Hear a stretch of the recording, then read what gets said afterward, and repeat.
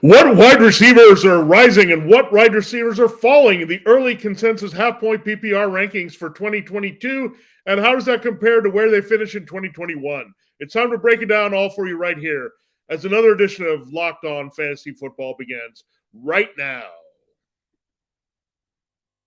Are Locked On Fantasy, your daily NFL fantasy podcast. Part of the Locked On Podcast Network. Your team every day.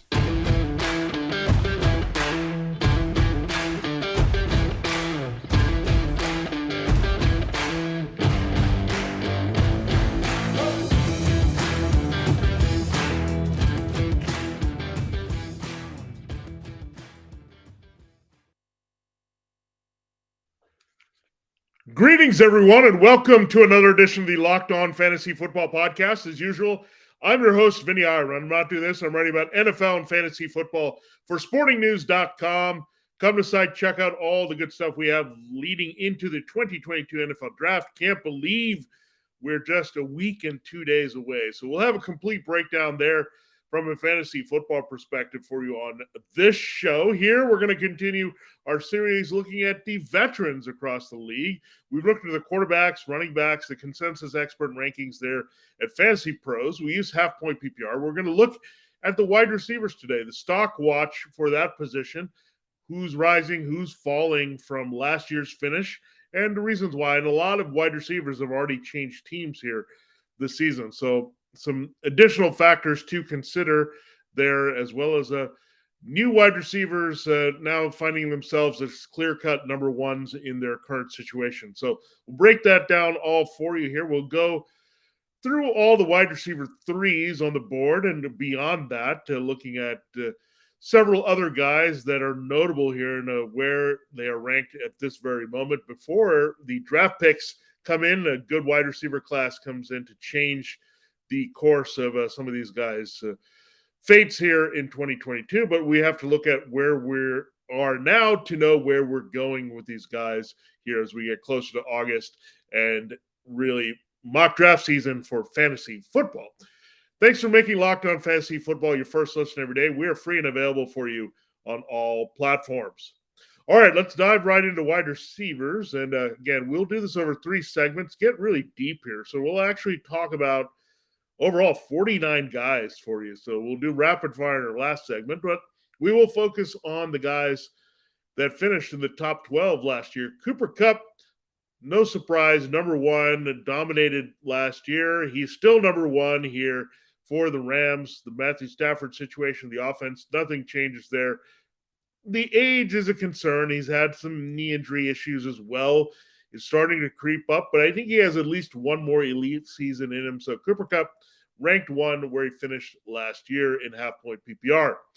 Deebo Samuel finished second, but people are being a little bit conservative with him this year, seeing maybe he won't be in that hybrid running back role as much to boost his value here. But still, it's at number 6 in half-point PPR, according to Fantasy Pros consensus ranking. So a little bit of drop-off for Deebo Samuel.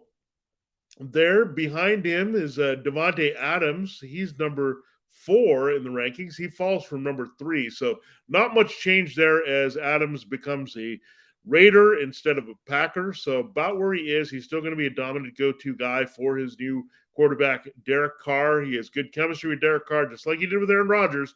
It's a little bit in the past now at Fresno State, but there is a connection there, and Adams really wanted to play with Carr. So he's about right where he is. The new guy that we're looking at number 2 is Justin Jefferson. He finished as wide receiver 4 last year. So Jefferson gets a bump up. That makes a lot of sense here. So you have Samuel at 6, Adams at 4, a little bit drop off from where they are. Jefferson gets a bump up from 4 to 2 where he finished. And then you have Jamar Chase. What a big year for Jamar Chase, the rookie season for the Bengals. He was the Sporting News Offensive Rookie of the Year. I was fortunate to give Jamar Chase the award. Special talent, very mature. Again, Jefferson and Chase, these two guys were special together. They're special now in the NFL away from LSU. Jamar Chase finished 5th last year in scoring. This is in terms of average points per game, so we're doing that. So beyond just the overall scoring, we're also factoring in if they miss games and all that here to know where they were. So Jamar Chase is now 3. So Jefferson, Chase 2-3 behind Kupp now as we go into 2022. Tyreek Hill is dropped there. We know that Samuel is number 6. So we have Tyreek Hill is at number 9 here. He finished as wide receiver 6 with the Chiefs. So first year with the Dolphins, a little bit of a drop off here. Going from Patrick Mahomes to Tua Tagovailoa, I think is the biggest concern with Tyreek Hill. So when you look at that 6 to 9, that makes a lot of sense. You have Mike Evans. He finished as wide receiver 7 last year, drops to 11. Notable, Chris Godwin finishes wide receiver 10 in terms of average points. He did miss all those games there. He's down to 19. So even with Tom Brady returning, you have Mike Evans and Chris Godwin taking a little bit of a hit here from their value from 2021 going into this year. So just trying to find a little bit more pop in this offense, maybe a little more run dependent here with their passing game a little short. We'll see Robert Gronkowski, if he returns, still very questionable there. That could change things up for Evans and Godwin. But people are being very conservative with them, and part of it is the rise of these other receivers and shakeups elsewhere. Stefan Diggs is one of those receivers. He cracks the top 5. He finished 8th there, so a little bit of a down season in some respects from his first year with Josh Allen, but he settled in pretty nicely here and still was a top 10 finisher. He's bumped up back to number 5 here at wide receiver and half point. Deonte Johnson, I think it might surprise some people that he finished as wide receiver 9.5 point PPR last year. He's down to 15, so a little bit of a downgrade, partly tied to not knowing who the Steelers starting quarterback is. Right now, it would be Mitchell Trubisky, but that could change. It could be a rookie pick in the draft coming up. So Deonte Johnson, I think, maybe unfair. I think he's a pretty good route runner and talent. So I wouldn't downgrade him as much here. I think he's still a borderline wide receiver 1. But again, I think factoring the quarterback situation being a little bit of unknown, it's kind of splitting the difference and putting him down a little bit more into the wide receiver 2s. All right, we talked about Evans and Godwin. Godwin being number 10 finisher last year. The number 11 guy in terms of fantasy half-point PPR points per game was Mike Williams. He finished at 11 for the Chargers.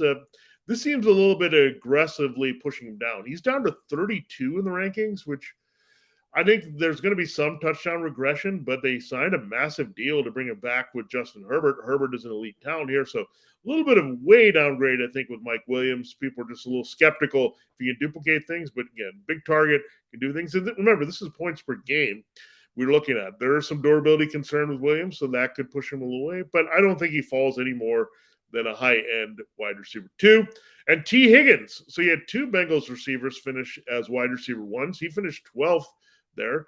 He drops to 13th. I think that's not much of a difference there from what we saw. So we see T. Higgins in a good spot here playing off what the other 2 have done here, Jamar Chase and Tyler Boyd. So really, this doesn't surprise the way of things. So the drastic changes here that we see, Deonte Johnson, Chris Godwin, and Mike Williams all kind of slide quite a bit from where they finished last year. But again, there are reasons for that in each situation. I think Godwin and Williams a little bit more unjustified here just because things are pretty much status quo for them, where Johnson has a legitimate change there with the quarterback. And Ben Roethlisberger retiring here and giving away to an unknown situation. We'll have more clarity on that once the Steelers do or don't take a high quarterback in the draft. Then we know it's Trubisky there. But Trubisky actually has a stronger arm than Roethlisberger at this point. So that could actually help Johnson. So that's why I keep him more in the wide receiver 1 range. Very good route runner, very good all-around receiver, very Steelers-like player here that will continue to produce. All right, that takes care of the wide receiver 1s from last year. We'll look at the wide receiver 2s from last year and where they rank this year. I'm excited to tell you about our next sponsor here. AG1 has been something I've been taking for a while now. It just makes me feel really good. I just wanted to get up in the morning with a burst of energy and have just a better overall health and to start the day. And with that Athletic Greens signature product, AG1, I've gotten that in one delicious scoop inside my water every morning. You're absorbing 75 high-quality vitamins, minerals, whole food source, superfoods, probiotics, and adaptogens to help you start your day right. I find their special blend of ingredients supports my gut health, my nervous system, my immune system, And it'll also going to help with your energy, recovery, focus, and aging, all the things that we go through here. And AG1, it's a good way to work it into your breakfast. Just have it on the side as a bit of a smoothie there, and you're going to get all the benefits of AG1, and you're good to go for the rest of the day. Just check it out. It's a very lifestyle-friendly product here. Whether you eat keto, paleo, vegan, dairy-free, or gluten-free, contains less than 1 gram of sugar, no GMOs, no nasty chemicals or artificial anything, while still tasting great. Again, it also supports better sleep quality and recovery, supports your mental clarity, so it's a good way to start your workday and alertness. It's the one thing with the best things. Athletic Greens use the best of the best products based on the latest science with constant product iterations and third-party testing to come up with AG1. And you can check out all the great reviews about AG1. Athletic Greens and their products have more than 7,000 five-star reviews. They're recommended by professional athletes around the globe, trusted by leading health experts such as Tim Ferriss and Michael Gervais. So check it out. AG1, the signature product from Athletic Greens. It's time to reclaim your health and arm your immune system with convenient daily nutrition. It's just one scoop in a cup of water every day. That's it. No need for a million different pills and supplements to look out for your health. To make it easy, Athletic Greens is going to give you a free 1-year supply of immune-supporting vitamin D and 5 free travel packs with your first purchase with AG1. All you have to do is visit athleticgreens.com/NFL Network. Again, that's athleticgreens.com/NFL Network to take ownership over your health and pick up the ultimate daily nutritional insurance. All right, this episode of Locked On Fantasy Football is also brought to you by BetOnline. BetOnline.net is your number one source for all your betting stats, sports information as well, and it's an exciting time with the draft. There's all kinds of side action there. You also have an alternative league to the NFL, USFL, popping up. A lot of great golf tournaments still around the corner after the Masters are done. We also have the basketball playoffs and the start of the Major League Baseball season. So a lot of ways to get into the action. Find all the latest sports developments, league reviews, and news there at BetOnline. BetOnline is your continued source for all your sporting wagering information, from live betting to playoffs, esports, and more. Head to the website today to use your mobile device to learn more about the trends and action. BetOnline, where the game starts.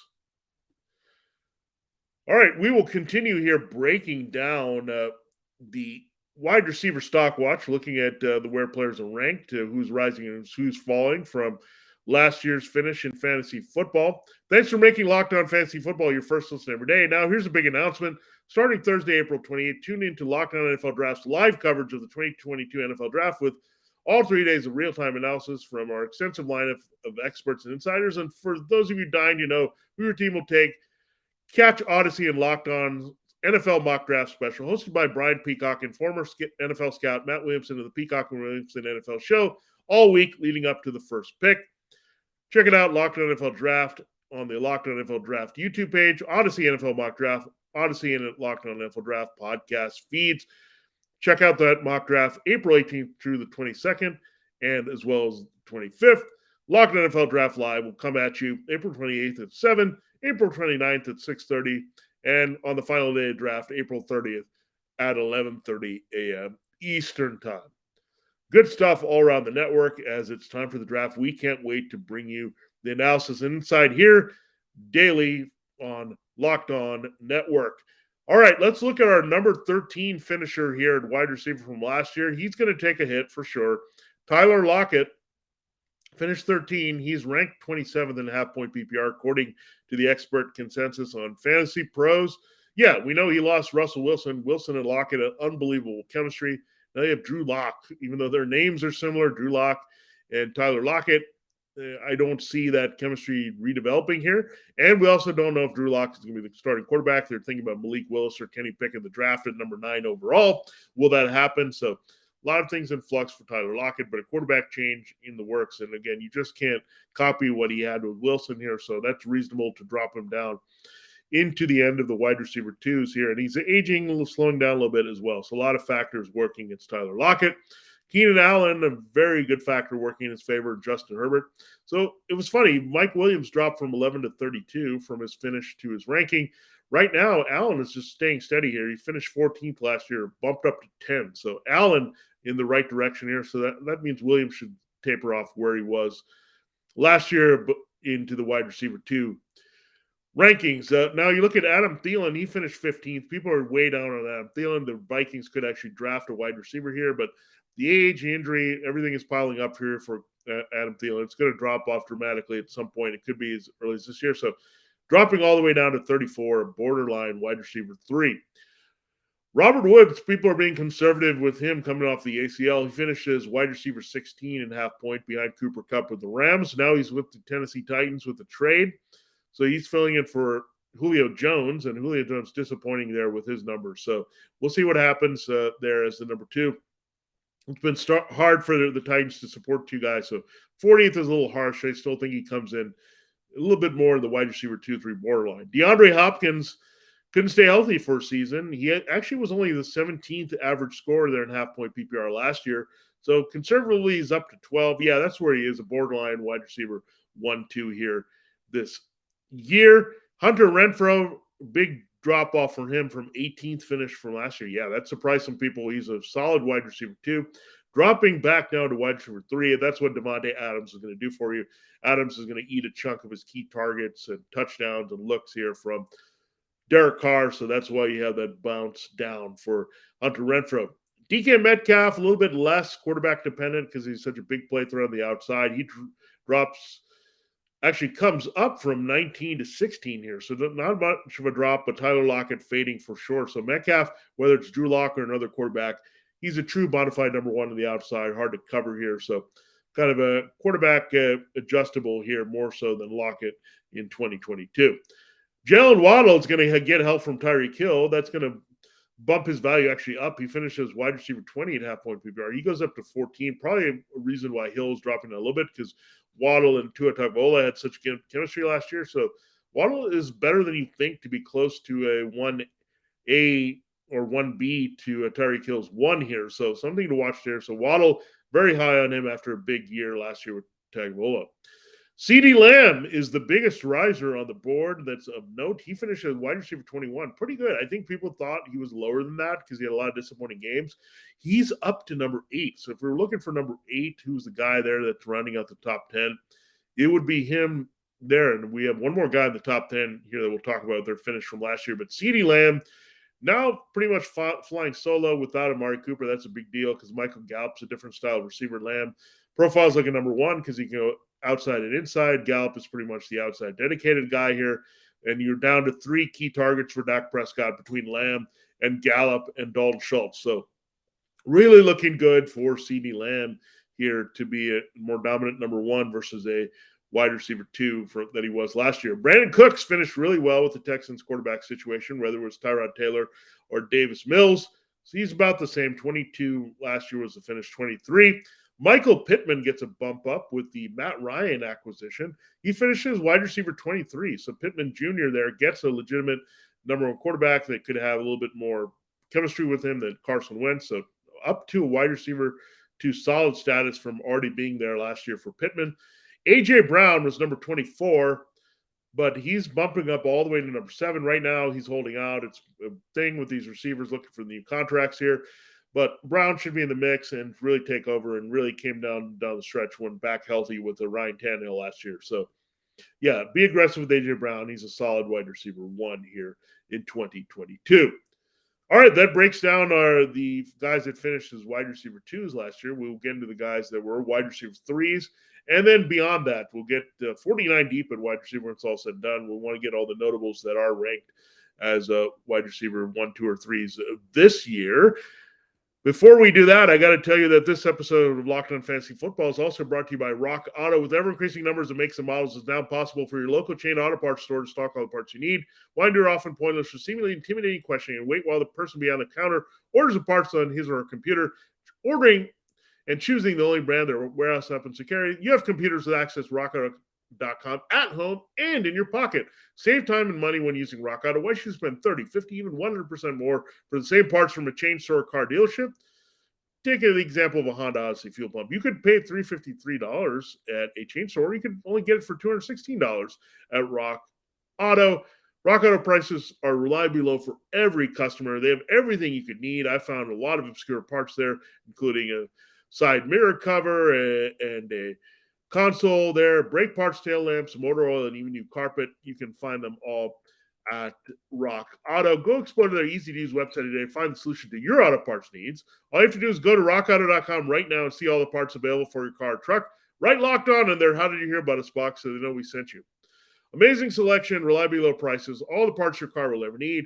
Find them at rockauto.com. Okay, time to close the show. We're going to rapid fire this a little bit to get through all the wide receivers. We will get through all the wide receiver threes from where they finished last year, then get into some guys that are borderline here and what's changed for them from 2021 to 22. Amon-Ra St. Brown finished 25th in average points per game, came on strong late for the Lions as a rookie. He's at 28, so that makes sense. He's their number one as they're still working DJ Chark coming off the injury. Chark, by the way, finished 32nd as a Jaguar before he had that major injury against the Bengals. He's down to 49. So Amon-Ra is being traded pretty much as the Lions' number one. Hollywood Brown, another Brown, 26 last year in scoring. Last wide receiver three on the board at 36. Part of it is the rise of Rashad Bateman potentially and the presence of Mark Andrews and Lamar Jackson. DJ Moore bumping up quite a bit from a solid wide receiver 3, 27, to a solid wide receiver 2 at 17. DJ Moore, not much has changed there with the Sam Darnold quarterback situation. We'll monitor if Baker Mayfield's in the mix, but Moore too talented to finish there in that low spot again. Amari Cooper separating for CeeDee Lamb. He gets 7 bumps up from where he finished last year. He was a wide receiver 3 at 28. Now he's being looked at as a borderline wide receiver 2 at 21, as he's now the Browns' go-to guy for Deshaun Watson. I think that still could be a bit conservative with his number here, but definitely on the rise is Amari Cooper. Elijah Moore, what a talent this guy was. Came on strong last year. He finished as a wide receiver 3 again at 29. You bump him up to 24. He's the go-to guy for Zach Wilson, the number one receiver, really. Corey Davis also finished pretty well last year at 35, so he was also wide receiver 3. He's down to 54. I would bump up Davis a little bit more. He's just too valuable, at least to wide receiver 4-3 borderline here behind Elijah Moore. Darnell Mooney is going to dominate as the go-to guy at number 1 here for Justin Fields. He's about ranked where he was, 30 and 31, pretty even there. Terry McLaurin gets a bump up to 20 from finishing as a wide receiver 3 at 31. Carson Wentz developing chemistry with him right now as we speak. So that's McLaurin has chances here to go up here. We talked about Chark leaving Jaguars. He finished 32nd. Christian Kirk finished at 33 there for the Cardinals. He's dropped down to 44. So people skeptical about the situation in Jacksonville with Trevor Lawrence to trust him as anything more than a wide receiver 4 flyer. You have Russell Gage, goes to become the 3rd receiver there in Tampa. He could affect the production of Evans and Godwin a little bit, but he goes from 34 out of necessity. He was the guy ahead of Calvin Ridley, not available this season, to more of a wide receiver 4 this year. We talked about Corey Davis. Tyler Boyd was their 3rd Bengals receiver that made it. So the only team that had 3 receivers make the top 36. Boyd finished exactly as wide receiver 36, wide receiver 3 on the board, dropping him down to 50. And if Chase and Higgins produce more, that would make sense. And if they look a little bit more to tight end, that's what you would get here from the Bengals. Let's go down some other guys that were not in anywhere near a reasonable finish last year for various reasons. Michael Thomas is at 22.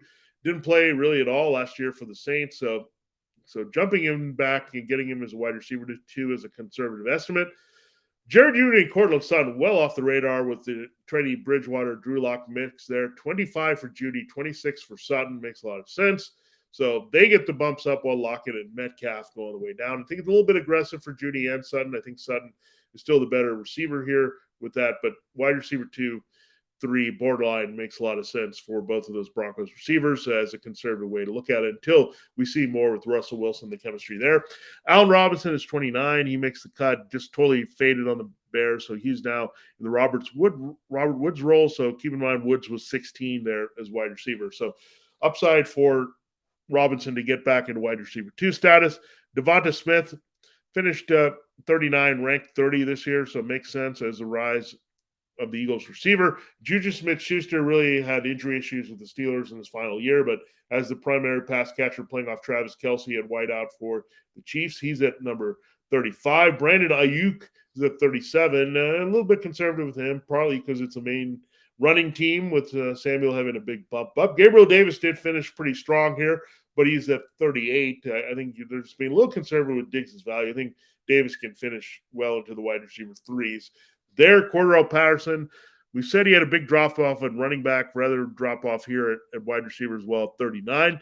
Chase Claypool, there, he finished 38th last year, drops to 41. So I think, again, a product of the quarterback uncertainty there in Pittsburgh, but watch out for Chase Claypool having a big bump up, depending if the rookie has a strong arm to get the ball to him downfield. Michael Gallup finished as wide receiver 42. He'll bump up more into wide receiver 3 range. Same thing with Rashad Bateman. He'll cut into more what the production of Hollywood Brown is in year 2, so he's at 43 right now. And rounding out the last tier here, you have Kadarius Toney at 45. He definitely had his moments there for the Giants when healthy. He wasn't healthy for all that long as a rookie, but easily lines up as their potential number 1 this year. And going to see a lot of volume with Daniel Jones. And finally, Devonte Parker has a new home here with the Patriots at number 46 on the board. So Parker got traded in the division, which is very rare, from the Dolphins to the Patriots, but he takes over as their most appealing receiver over Jacoby Myers and N'Keal Harry and Kendrick Bourne and Nelson Aguilar. You look at Devonte Parker having that kind of profile on the outside here on the board at 46 after a disappointing final year in not really being on the field for Miami. There has his big second chance in New England. So there you have it. There's a breakdown of 49 wide receivers in the stock watch where they finished last year, where they're looking at their values going this year. Thanks for making Locked On Fantasy Football your first listen every day.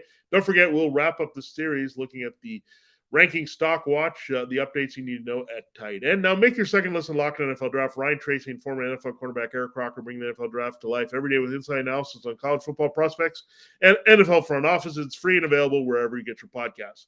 For Locked On Fantasy Football, this has been Vinnie Iyer. Have a great day, and we'll see you tomorrow as we close our series of stock watches with tight end.